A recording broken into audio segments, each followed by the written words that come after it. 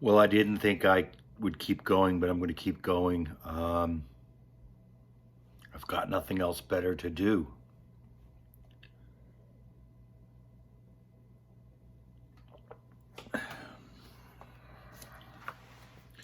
Chapter 2. To attempt an understanding of Muad'Dib without understanding his mortal enemies, the Harkonnens, is no attempt. Seeking truth without knowing falsehood. It is the attempt to see the light without knowing darkness. It cannot be. The Manual of Muad'Dib by the Princess Irulan. It was a relief globe of a world, partly in shadows, spinning under the impetus of a fat hand that glittered with rings. The globe sat on a free-form stand at one wall of a windowless room, whose other walls presented a patchwork of multicolored scrolls, film books, tapes, and reels. Light glowed in the room from golden balls hanging in a mobile dispenser field. An ellipsoid desk with the top of jade pink petrified alaka wood stood at the center of the room. Variform dispenser chairs ringed it, two of them occupied. In one sat a dark-haired youth of about 16 years, round of face with sullen eyes. The other held a slender, short man with an effeminate face. Both youth and the man stared at the globe, and the man, half hidden in shadows, spinning it. A chuckle sounded beside the globe. A basso voice rumbled out of the chuckle. There it is, Paita. The biggest man trap in all of history, and the Duke's headed into its jaws. Is it not a magnificent thing that I, the Baron Vladimir Harkonnen, do? Assuredly, Baron, said the man. His voice came out tenor, with a sweet musical quality. The fat hand descended onto the globe, stopped the spinning.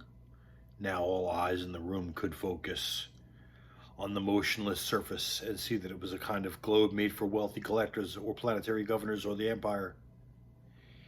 It had the stamp of imperial handicraft about it. Latitude and longitude lines were laid in with hair-fine platinum wire. The polar caps were insets of finest cloud milk diamonds. The fat hand moved, tracing details on the surface. I invite you to observe, the basso voice rumbled. Observe closely, Piter. And you too, Faid Rotha, my darling. From 60 degrees north to 70 degrees south, these exquisite ripples. Their coloring, does it not remind you of sweet caramels? And nowhere do you see blue of lakes or rivers or seas, and these lovely polar caps, so small. Could anyone mistake this place?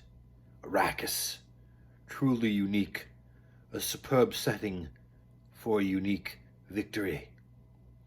A smile touched Piter's lips. And to think, Baron, the Padishah Emperor believes he's given the Duke your spice planet. How poignant. That's a nonsensical statement, the Baron rumbled. You say this to confuse the young Faid Brutha, but it is not to confuse my nephew. It is not necessary to confuse my nephew, The solemn-faced youth stirred in his chair, smoothed the wrinkle in the black leotards he wore. He sat upright as a discreet tapping sounded at the door in the wall behind him. Piter unfolded from a chair, crossed to the door, cracked it wide enough to accept the message cylinder. He closed the door, unrolled the cylinder, and scanned it. A chuckle sounded from him. Another. Well? The Baron demanded. The fool answered us, Baron.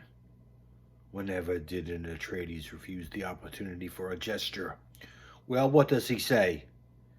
He's most uncouth, Baron. Addresses you as Harkonnen. No sire, et yet cousin nothing, no title.